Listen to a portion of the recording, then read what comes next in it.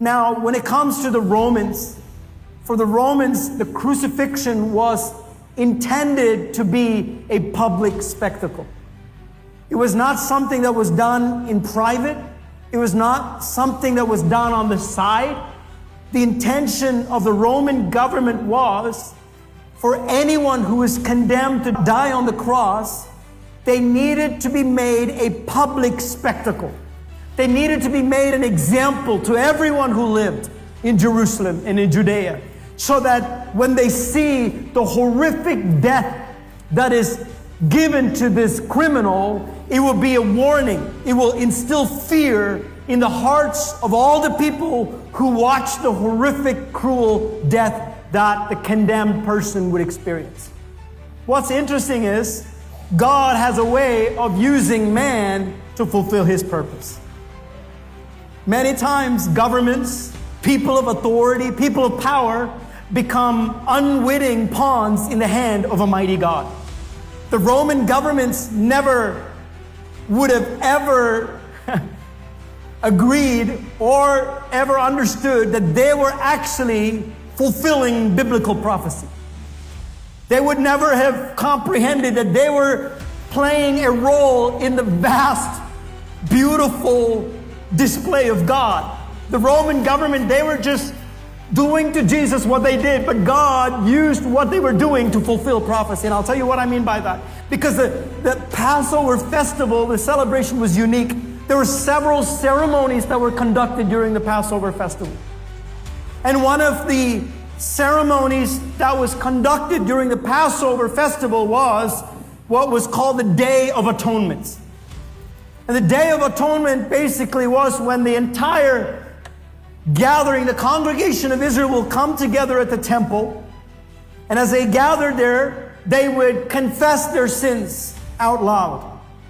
And as they confessed their sins, the high priest would stand and would hear the people confess their sins. And then the high priest would bring a goat into the middle of the ceremony. And this is where we get the word scapegoat from the English language. Because what happened was the goat would be brought in the presence of the congregation. The high priest would lay his hands on the goat, and he would then confess the sins of the people, thereby passing on the sins from the people to the goat. And once the confession had been made, the goat would then be led out of the city and would be cast out to the wilderness. And the spiritual implication to that was when the transfer of sin had happened, and as a goat was sent out to the wilderness depicted a place without the presence of the Lord. Because the Lord was in the camp. The Lord was in the midst of His people. And anyone who was cast out of the people, anyone who was cast out of the congregation into the dark, into the wilderness, meant they were leaving the presence of the Lord. So this was a ceremony that would happen during the Passover festival, the Day of the Atonement. But what happened was, as this was happening, Jesus Christ became that scapegoat that day.